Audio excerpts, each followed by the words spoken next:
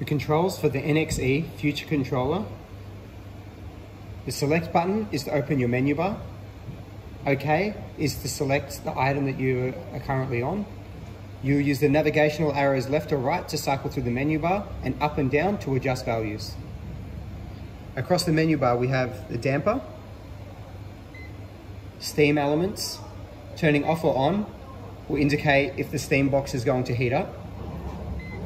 The light is for the light inside the deck oven. For your program list, the thermometer is to just adjust the temperature. The elements is to adjust your element settings. You have the top element, the front element, and the bottom element. Pressing OK each time will adjust through. Steam is to add steam to your program.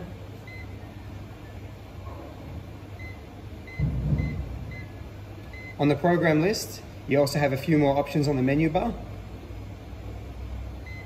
We go to a new program.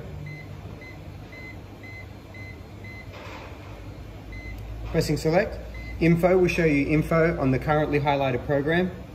Pencil is to write a new program. The moon and the clock is for the time startup. The cog is for the settings. The numbers will show you the values of how long the oven has been used. The graph will show you your power consumption. Back will return you to the previous page.